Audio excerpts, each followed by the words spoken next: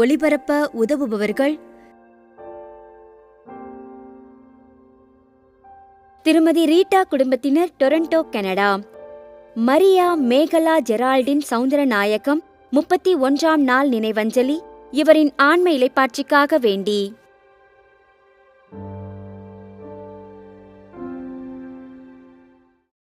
தந்தை மகன் தூய ஆவியாரின் பெயராலே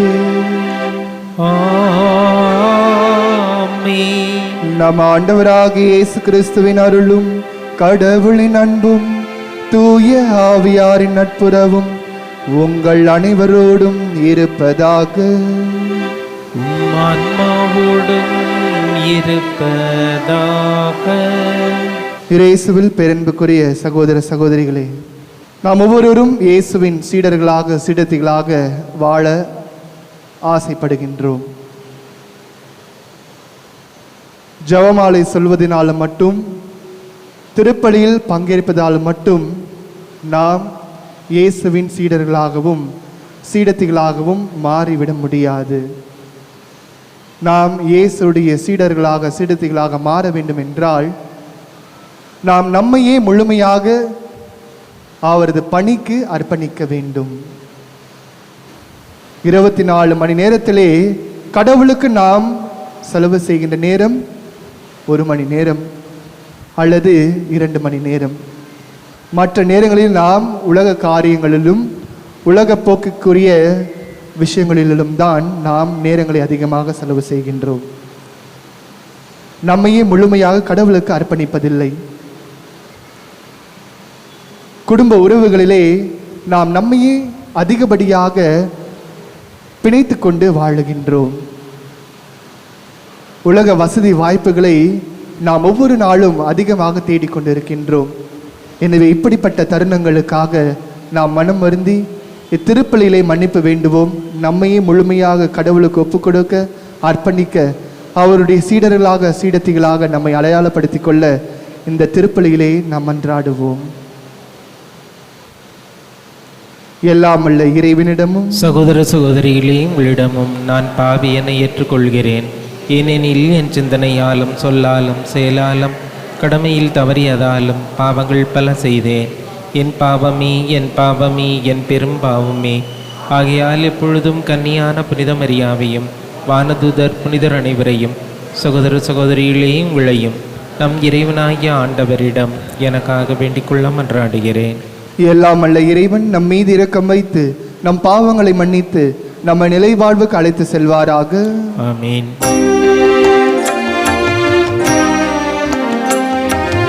ஆண்டவரே இரக்கமாயிரும். கிறிஸ்துவே இரக்கமாயிரும். ஆண்டவரே இரக்கமாயிரும். கிறிஸ்துவே இரக்கமாயிரும். மன்றாடுவோமாக. இறைவா, உமது அருளால் பிள்ளைகளாக தேர்ந்தெடுக்க பெற்ற நாங்கள் ஒளியின் மக்களாக இருக்க விரும்பினீரே. அதனால் நாங்கள் தவறு என்னும் இருளில் சிக்கிக் கொள்ளாமல் உண்மையின் பேரொளியில் என்றும் சிறந்து விளங்க அருள் புரிவீராக. எங்கள் ஆண்டவராகிய இயேசு கிறிஸ்து வழியாக உம்மை மன்றாடுகின்றோம்.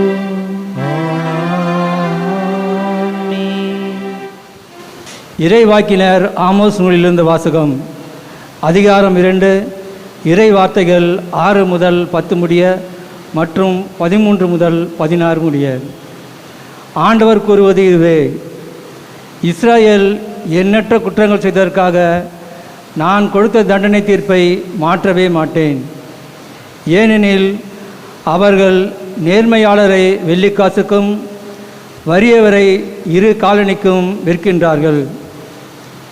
ஏழைகளின் தலைகளை மண்ணில் புழுதிப்பட மிதிக்கின்றார்கள். ஒடுக்கப்பட்டோரின் நெறியை கெடுக்கிறார்கள். மகனும் தந்தையும் ஒரே பெண்ணை கூடி என் திருப்பெயரை களங்கப்படுத்துகிறார்கள்.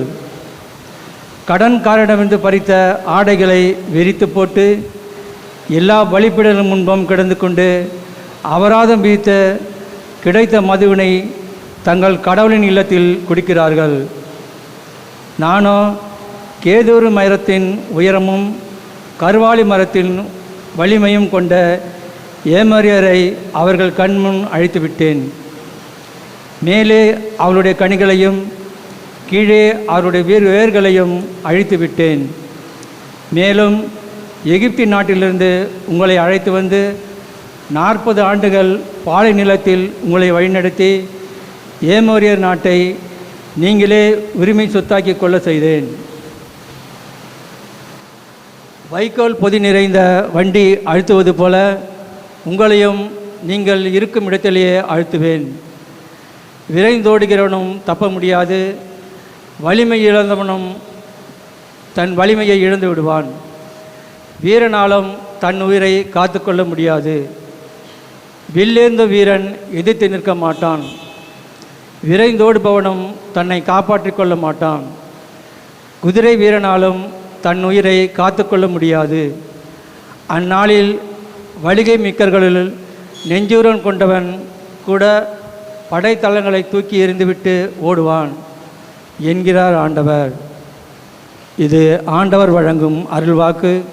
இறைவனுக்கு நன்றி. திருப்பாடல் 50. கடவுளை மறந்தோரே இதை கண்டு உணருங்கள்.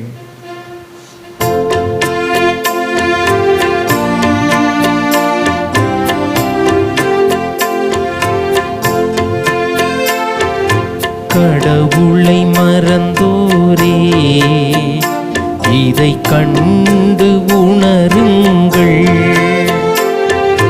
கடவுளை மறந்தோரே இதை கண்டு உணருங்கள். நீங்களோ ஒழுங்குமுறையை வெறுக்கின்றீர்கள். என் கட்டளைகளை தூக்கி எறிந்து விடுகின்றீர்கள். இவ்வாறெல்லாம் நீங்கள் செய்தும் நான் மௌனமாயிருந்தேன். நானும் உங்களை போன்றவர் என எண்ணிக்கொண்டீர்கள். ஆனால் இப்பொழுது உங்களை கண்டிக்கின்றேன். உங்கள் குற்றங்களை உங்கள் கண்முன் ஒவ்வொன்றாய் எடுத்துரைக்கின்றேன். கடவுளை மறந்தோரே இதை கண்டுணருங்கள். இல்லையேல் நான் உங்களை பீறி போடுவேன். உங்களை விடுவிக்க யாரும் இரார். நன்றி பலி செலுத்துவோர் என்னை மேன்மைப்படுத்துவர். தம் வழியை செம்மைப்படுத்துவோர் கடவுளாம் நான் அருளும் மீட்பை கண்டடைவர்.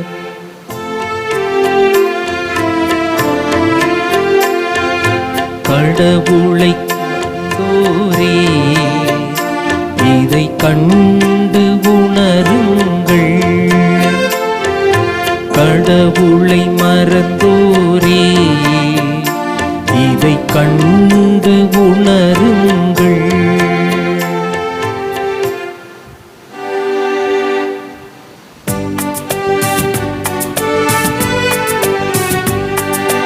அல்லேலூயா அல்லேலூயா அல்லேலூயா அல்லேலூயா அல்லேலூயா அல்லேலூயா அல்லேலூயா அல்லேலூயா.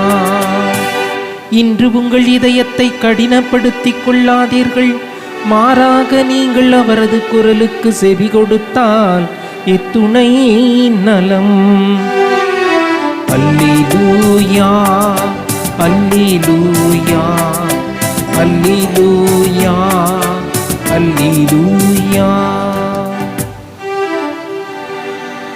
ஆண்டவர் உங்களோடு இருப்பாராக. ஆன்மாவோடும் இருப்பாராக. புனித மத்தேயு எழுதிய தூய நற்செய்தியிலிருந்து வாசகம். ஆண்டவரே மாட்சி உமக்கே. அதிகாரம் 8 இறை வார்த்தைகள் 18 முதல் 22 முடிய. அக்காலத்தில் இயேசு திரளான மக்கள் தம்மை சூழ்ந்திருப்பதைக் கண்டு மறுகரைக்கு செல்ல சீடர்களுக்கு கட்டளையிட்டார். அப்பொழுது மறைநூல் அறிஞர் ஒருவர் வந்து, போதகரே, நீர் எங்கே சென்றாலும் நானும் உம்மை பின்பற்றுவேன் என்றார். இயேசு அவரிடம், நரிகளுக்கு பதுங்கு குழிகளும் வானத்து பறவைகளுக்கு கூடுகளும் உண்டு, மானிட மகனுக்கோ தலை சாய்க்க கூட இடமில்லை என்றார். இயேசுவின் சீடருள் மற்றொருவர் அவரை நோக்கி, ஐயா, முதலில் நான் போய் என் தந்தையை அடக்கம் செய்துவிட்டு வர அனுமதியும் என்றார். இயேசு அவரை பார்த்து, நீர் என்னை பின்பற்றி வாரும், இறந்தோரை பற்றி கவலை வேண்டாம், அவர்கள் அடக்கம் செய்யப்படுவார்கள் என்றார்.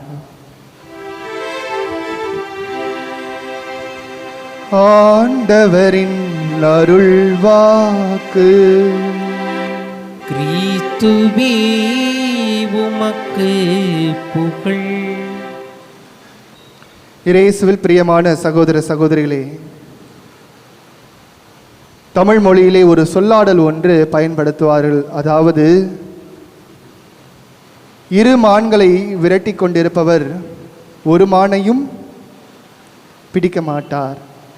இரு மான்களை விரட்டி கொண்டிருப்பவர் ஒரு மானையும் பிடிக்க மாட்டார். காரணம், அவருடைய இலக்கு ஒன்றின் மீது அல்ல, ரெண்டின் மீது. அதனால கண்டிப்பாக அவர் ஒரு மானையும் பிடிக்க மாட்டார். அன்பார்ந்த சகோதர சகோதரிகளை, இதைதான் இன்றைய நற்செய்தி வாசகத்தில் ஆண்டவர் சொல்கிறார். நீ எதற்காக வாழ்கிறாய், யாருக்காக வாழ்கிறாய், உன்னுடைய இலக்கு என்ன? ரொம்ப முக்கியமானது. உன்னுடைய இலக்கு என்ன? நீ எனக்காக வாழுகிறாயா அல்லது இந்த உலகத்திற்காக வாழுகிறாயா? உன்னை சுற்றி இருக்கின்ற சமூகத்திற்காக வாழுகின்றாயா? நான் உங்களிடத்தில் சொன்ன அந்த பழமொழி, அந்த சொல்லாடல் கூட, இரு மான்களை விரட்டி கொண்டிருப்பவர் ஒரு மானை கூட பிடிக்க மாட்டார். ஆனால் நம்ம எத்தனை பேர் எத்தனையோ விஷயங்களை விரட்டி கொண்டிருக்கின்றோம். அப்பொழுது நாம் எதை பிடித்துக் கொள்வோம்? ஒன்றுமே இல்லை, இல்லைங்களா? அதுதான் ஆண்டவர் இயேசு கிறிஸ்து என்று சொல்கிறார். நீங்கள் எதற்காக வாழுகிறீர்கள்? உங்களுடைய இலக்கு என்ன? நீங்கள் எதை நோக்கி பயணித்துக் கொண்டிருக்கிறீர்கள்? அதை தெளிவாக நமக்கு இன்றைய நற்செய்தி வாசகத்திலே வருகின்ற 2 நபர்களை முன்வைத்து காட்டுகின்றார். முதலாவதாக ஒருவர் சொல்லுகிறார், ஆண்டவரே, நீங்க எங்க போனாலும் நான் உன்னை பின்பற்றுவேன். அன்பார்ந்தவர்களே, நாம் வாழ்ந்து கொண்டிருக்கின்ற இந்த காலகட்டத்திலே நமக்கு கண்டிப்பாக இந்த வாக்கியம் பொருந்தும். கொள்கையற்ற தலைவர்களை பின்பற்றக்கூடிய தொண்டர்களும் நம் நாட்டில் உண்டு. தலைவா தலைவா என்று சொல்லிக்கொண்டு செல்லுகின்ற தொண்டர்களும் உண்டு. அதே போன்று நாம் திரைப்படங்களிலே பார்க்கக்கூடிய நபர்களை வைத்து இதுதான் நிஜம் என்று பின்பற்றக்கூடிய இளைய சமுதாயமும் இங்கு உண்டு. ஆனால் இயேசு அப்படிப்பட்டவர் அல்ல. இந்த மறைநூல் அறிஞர் அப்படிதான் இயேசுவை பார்க்கின்றார். இயேசு சுற்றிலும் எப்பவுமே ஒரு கூட்டம் இருந்து கொண்டே இருக்கின்றது. அவருடைய வெளி தோற்றத்தை, வெளி அடையாளத்தை பார்த்து இந்த மறைநூல் அறிஞர் என்ன செய்கிறார்? ஆண்டவரே, நீங்கள் எங்கே போனாலும் நான் உங்கள் கூட வரேன். ஆனால் இயேசு என்ன சொல்கிறார்? தலை சாய்க்க கூட இடமில்லை என்று அவர் சொல்வது, என்னுடைய பணி உறுதியற்றது. நான் இன்னைக்கு இங்கே இருப்பேன், நாளைக்கு வேறு இடத்தில் செல்லுவேன். நீ அப்படி வர தயாரா என்பதை அவர் இவ்வாறு சொல்கிறார். மற்ற அனைத்திற்கும் ஒரு இடம் என்று உண்டு, ஆனால் எனக்கோ தலை சாய்க்க கூட இடம் இல்லை. நான் மாறிக்கொண்டே போய் கொண்டிருப்பவன். எனவே என்னுடைய உள் அடையாளத்தை பார்த்து நீ என்னை பின்பற்று, வெளி அடையாளத்தை பார்த்து அல்ல என்பதை ஆண்டவர் இந்த உருவகம் கொண்டு அவருக்கு தெளிவுபடுத்துகின்றார். இரண்டாவதாக, அன்புக்குரியவர்களே, இயேசுடைய சீடர் தன்னை சீடராக அடையாளப்படுத்தி கொண்டு சொல்கிறார், ஆண்டவரே, நான் என்னுடைய தந்தையை அடக்கம் செய்துவிட்டு வருகிறேன். கண்டிப்பாக எந்த ஒரு மகனும் கடமை இல்லைங்களா? எந்த ஒரு மகனோ மகளோ அவர்களுடைய கடமை, என்னுடைய தந்தை இறந்து விட்டார், நான் அடக்கம் செய்ய வேண்டும். ஆனால் இயேசு இங்கே என்ன சொல்கிறார் என்றால், நீ என்னை பின்பற்றி வந்து விட்டாயா? முடிந்தது, அதை பற்றி கவலைப்பட வேண்டாம். அடக்கம் செய்ய இருக்கின்றவர்கள் யாரும் வைத்து கொண்டிருக்க போவதில்லை. எனவே நடக்க வேண்டியது நன்றாகவே நடக்கும். நீ என்னை பின்பற்றி வருகிறாயா, நீ என்னை பின்பற்றி வா என்பதை ஆண்டவர் இயேசு கிறிஸ்து தெளிவுபடுத்துகிறார். அன்பார்ந்தவர்களே, திருப்பலியினுடைய முன்னுரைகளை சொன்னது போன்று நீங்களும் நானும் இயேசுடைய சீடர்களாக சீடத்திகளாக வாழ ஆசைப்படுகின்றோம் என்றால், முதலாவதாக நாம் நம்மிடத்தில் இருக்க வேண்டிய மிக முக்கிய பண்பு, நாம் நம்மையே முழுமையாக அர்ப்பணிக்க வேண்டும். கடவுளுக்காக நாம் நம்மையே அர்ப்பணிக்க வேண்டும். இரண்டாவதாக, நாம் உலக வசதி வாய்ப்புகளை நாம் எண்ணிக்கொண்டிருக்கக்கூடாது. அந்த மறைநூல் அறிஞர், நான் இயேசுவோடு இருந்தால் எனக்கு பிரபலமான ஒரு பேர் உண்டு, அவர் இயேசுடைய சீடர், இயேசுவோடவே இருக்கிறார். அந்த ஒரு மனநிலையில் தான், ஆண்டவரே நீங்கள் எங்கே போனாலும் நான் உங்கள் கூட வரேன். ஆனால் இயேசு அவருக்கு தெளிவுபடுத்துகிறார், இன்னைக்கு நான் வசதியாக இருக்கலாம், ஆனால் நாளைக்கு நான் செல்கின்ற இடத்திலே அப்படி ஒரு வாய்ப்புகள் எனக்கு இருக்க போவதில்லை, நீ என்னோடு வர தயாரா? அப்படி இருந்திருந்தால் அந்த மறைநூல் அறிஞர் கண்டிப்பாக இயேசு சிலுவையில் அறையப்பட்டிருக்கும் போது இயேசுடைய கால் தடத்தில் கீழே இருந்திருப்பார். இயேசு இதுதான் சொல்கிறார், நான் இன்று மக்கள் கூட்டத்தோடு இருக்கின்றேன், ஆனால் ஒரு நாள் நான் தனியாக சிலுவையில் அறையப்பட்டிருப்பேன், அப்பொழுது என்னுடைய நிலைமை வேறாக இருக்கும். எனவே வாய்ப்புகள் வசதிகள் மாறிக்கொண்டே இருக்கும், அதை ஏற்க நீ தயாரா? அப்போ நீ ஏற்க தயாராக இருந்தால் நீ என்னுடைய சீடத்தி என்பதை சொல்லுகிறார். மூன்றாவதாக, அன்புக்குரியவர்களே, நம்முடைய உள்ளத்திலிருந்து சுதந்திரம் இருக்க வேண்டும். யாரோ ஒருவர் எனக்கு சுதந்திரம் தருவது உண்மையான சுதந்திரம் அல்ல. நாம் நம்முடைய நாடு சுதந்திரம் அடைந்திருக்கலாம், ஆனால் இன்றும் கூட பல நபர்கள், பல மக்கள் தங்களுடைய வாழ்க்கையிலே சுதந்திரம் இல்லாமல் இருக்கிறார்கள். காரணம், என்னுடைய உள்ளத்தில் இருந்து சுதந்திரம் என்பது வெளிவர வேண்டும். அது கடவுளின் வழியாக மட்டும்தான் வரும். அதுதான் ஆண்டவர் சொல்லுகிறார், நீ என்னை பின்பற்றுகிறாயா, நீ வா, மற்றதை பார்த்துக்கலாம். உன்னுடைய தந்தையை அடக்கம் செய்ய பல பேர் இருக்கிறார்கள், உன்னுடைய உற்றார் உறவினர்கள் இருக்கிறார்கள், முடிந்ததாக இருக்கட்டும், நடக்க வேண்டியதை பார் என்பதை ஆண்டவர் இயேசு கிறிஸ்து சொல்கிறார். அன்புக்குரியவர்களே, அப்படி என்றால் நான் என்னுடைய குடும்பத்தை பார்க்கக்கூடாதா, நான் வேலைக்கு செல்லக்கூடாதா, 24 மணி நேரமும் நான் கடவுளே என்று கோயிலிலே இருக்க வேண்டுமா, ஜெபம் செய்ய வேண்டுமா? அப்படி அல்ல. உங்களுடைய இலக்கு எதுவாக இருக்கின்றது என்பதை தான் ஆண்டவர் இங்கு சொல்கிறார். உங்களுடைய இலக்கு கடவுளாக இருந்தால் மற்ற அனைத்தும் உங்களுக்கு கைகூடும். உங்களுடைய வேலையாக இருக்கட்டும், உங்களுடைய உறவுகளாக இருக்கட்டும், அனைத்தும் உங்களுக்கு கைகூடும். பல நேரங்களில் நாம் உறவுகளை நோக்கி கொண்டிருப்பதும், பல நேரங்களில் நாம் செய்கின்ற வேலைகளில் அதிக நேரங்களை செலவிடுவதாலும் நாம் கடவுளுக்கு முக்கியத்துவம் தராமல் செல்லுகின்றோம். அதன் வழியாக நீங்களும் நானும் கடவுளுடைய சீடத்திகளாக மாற அர்ப்பணிக்க தவறி விடுகின்றோம் என்பதுதான் இயேசு சுட்டி காட்டுகிறார். எனவே அன்பார்ந்தவர்களே, நாம் கடவுளுக்கு நம்மையே முழுமையாக அர்ப்பணிக்கின்ற போது நமக்கு தேவையான அனைத்துகளும் கைகூடும். எனவே நாம் நம்மையே கடவுளோடு அர்ப்பணிப்போம், கடவுளுடைய சீடத்திகளாக மாறுவோம். ஆமீன்.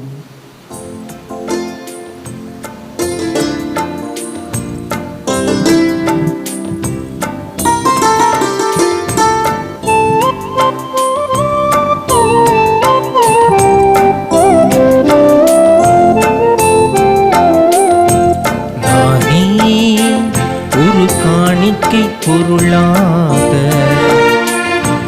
பீடத்தின் முன்வந்தி பணிவாக தந்தையே பாயோ பலியாக நானே ஒரு காணிக்கை பொருளாக பீடத்தின் முன்வந்தி பணிவாக தந்தையே பாயோ பலியாக சிந்தித்தேன் வெகுவாக சிந்தையில் படவில்லை உயர்வாக சிந்தித்தேன் வெகுவாக சிந்தையில் படவில்லை உயர்வாக தந்திட்டேன் என்னையே முடிவாக தந்திட்டேன் என்னையே முடிவாக தந்தையே ஏற்பாயோ பலியாக நானே ஒரு காணிக்கை பொருளாக. சகோதர சகோதரிகளே, என்னுடையதும் உங்களுடையதுமான இப்பலி எல்லாம் உள்ள தந்தையாக இறைவனுக்கு ஏற்றதாகும்படி மன்றாடுங்கள். ஆண்டவர் தமது பெயரின் புகழ்ச்சிக்காகவும் ஆட்சிக்காகவும் நமது நன்மைக்காகவும் புனித திரு அவை அனைத்து நலனுக்காகவும் நமது கையிலிருந்து இப்பள்ளியை ஏற்றுக்கொள்வாராக. இறைவா, நீரே அருள் கூர்ந்து ஏற்பாடு செய்யும் மறை நிகழ்வுகள் எங்களுக்கு நற்பயன் அளிக்க உம்மை வேண்டுகின்றோம். அதனால் எங்கள் பணியின் புனித காணிக்கைகள் உமக்கு ஏற்றவையாய் இருப்பனவாக. எங்கள் ஆண்டவராகிய இயேசு கிறிஸ்து வழியாக உம்மை மன்றாடுகின்றோம். ஆமென். ஆண்டவர் உங்களோடு இருப்பாராக. ஆன்மாவோடும் இருப்பாராக. இதயங்களை மேலே எழுப்புவோம். ஆண்டவரிடம் எழுப்பியுள்ளோம். நம் இறைவனாகி ஆண்டவருக்கு நன்றி கூறுவோம். அது தகுதியும் நீதியும் ஆனது. ஆண்டவரே, தூயவரான தந்தையே, என்றும் உள்ள எல்லாம் உள்ள இறைவா, எந்நாளும் எவ்விடத்திலும் நாங்கள் உமக்கு நன்றி செலுத்துவது மெய்யாகவே தகுதியும் நீதியும் ஆகும், எங்கள் கடமையும் மீட்புக்குரிய செயலும் ஆகும். ஏனெனில் எங்கள் புகழுரை உமக்கு தேவை என்று, ஆயினும் நாங்கள் உமக்கு நன்றி செலுத்துவது உமது அருள் கொடையாலேயே. நாங்கள் உம்மை புகழ்ந்துரைப்பது உமது மாட்சியை மிகுதிப்படுத்தாது, ஏனினும் எங்கள் ஆண்டவராகி கிறிஸ்து வழியாக நாங்கள் மீட்பு அடைய பயன்படுகின்றது. ஆகவே வானதூத திரளோடு ஒன்று சேர்ந்து நாங்களும் உம்மை புகழ்ந்தேத்தி மகிழ்ச்சியுடன் அறிக்கையிட்டு சொல்வதாவது: தூயவர் தூயவர் தூயவர், வான்படைகளின் கடவுளாம் ஆண்டவர். விண்ணகமும் மண்ணகமும் மது மாட்சியால் நிறைந்துள்ளன. உன்னதங்களிலே ஓசன்னா. ஆண்டவர் பெயரால் வருகிறவர் ஆசி பெற்றவர். உன்னதங்களிலே ஓசன்னா. ஆண்டவரே, நீர் மெய்யாகவே தூயவர், தூய்மை அனைத்திற்கும் ஊற்று. ஆகவே உம்முடைய ஆவியை பொழிந்து இக்காணிக்கைகளை தூய்மைப்படுத்த உம்மை வேண்டுகின்றோம். இவ்வாறு எங்கள் ஆண்டவர் இயேசு கிறிஸ்துவின் உடலும் இரத்தமுமாக எங்களுக்கு இவை மாறுவனவாக. அவர் பாடுபட உளம் கனிந்து தம்மை கையளித்த போது அப்பத்தை எடுத்து நன்றி செலுத்தி அதை பிட்டு தம் சீடரில் கழித்து அவர் கூறியதாவது: அனைவரும் இதிலிருந்து பெற்று உண்ணுங்கள், ஏனெனில் இது உங்களுக்காக கையளிக்கப்படும் என் உடல்.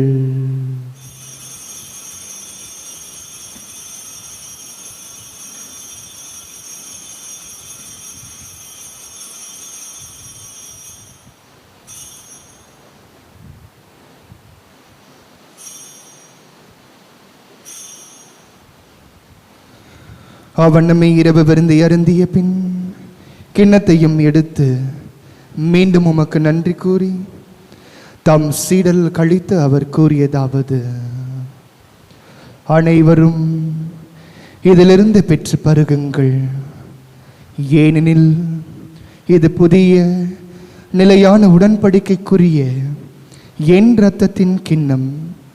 இது பாவ மன்னிப்புக்கென்று உங்களுக்காகவும் பலருக்காகவும் சிந்தப்படும். இதை என் நினைவாக செய்யுங்கள்.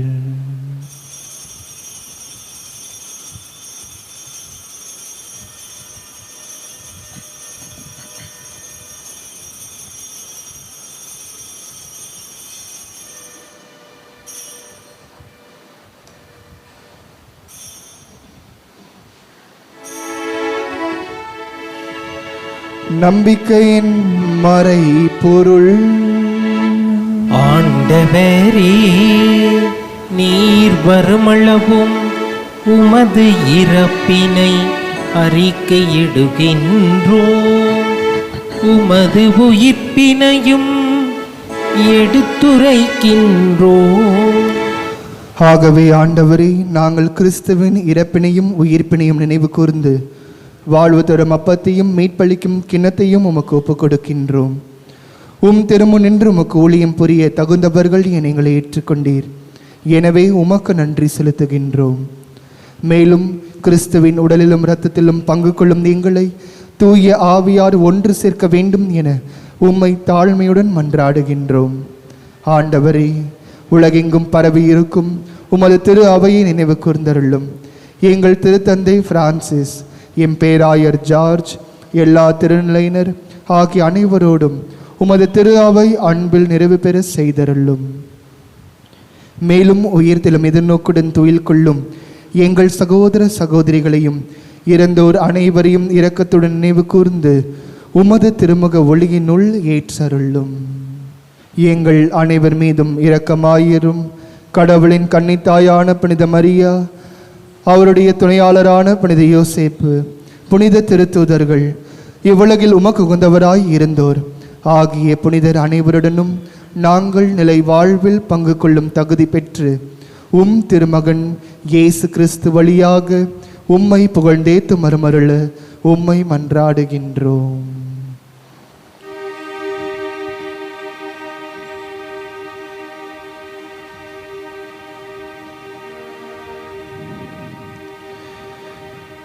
இவர் வழியாக இவரோடு இவரில் எல்லாம் வல்ல இறைவனாகிய தாயாகிய தந்தையே, தூய ஆவியாரின் ஒன்றிப்பில் எல்லா புகழும் மாட்சியும் என்றென்றும் உமக்கு உரியதே. ஆமென். ஆமென்.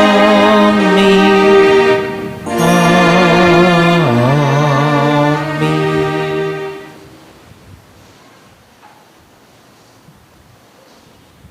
மீட்பரின் கட்டளையால் கற்பிக்கப்பட்டு இறை படிப்பினால் பயிற்சி பெற்று நாம் அனைவரும் துணிந்து ஜெபிப்போம். விண்ணுலகில் இருக்கின்ற எங்கள் தந்தையே, உமது பெயர் தூயது என போற்ற பெறுக. உமது ஆட்சி வருக.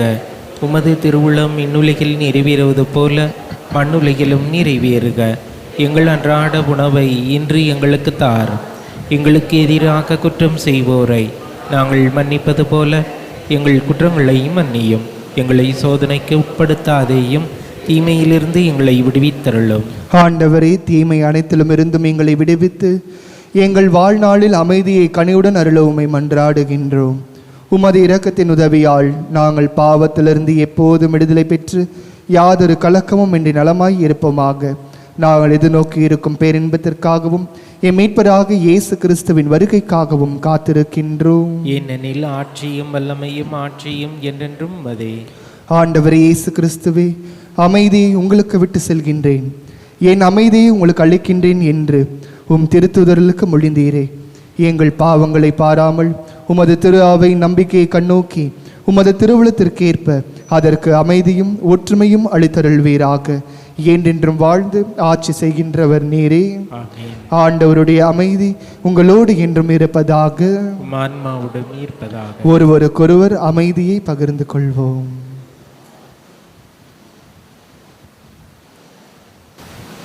உலகின் பாவங்களை போக்கும் இறைவனின் செம்மறியே, எங்கள் மேல் இரக்கமாயிரும். உலகின் பாவங்களை போக்கும் இறைவனின் செம்மறியே, எங்கள் மேல் இரக்கமாயிரும். உலகின் பாவங்களை போக்கும் இறைவனின் செம்மறியே, எங்களுக்கு அமைதியை அளித்தருளும்.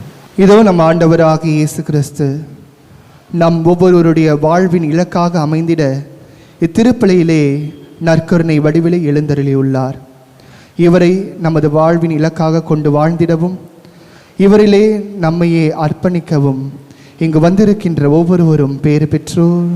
ஆண்டவரே, நீர் என் இல்லத்தில் எழுந்தருள நான் தகுதியற்றவன். ஆனால் ஒரு வார்த்தை மட்டும் சொல்லியருளும், எனது ஆன்மா நலமடையும்.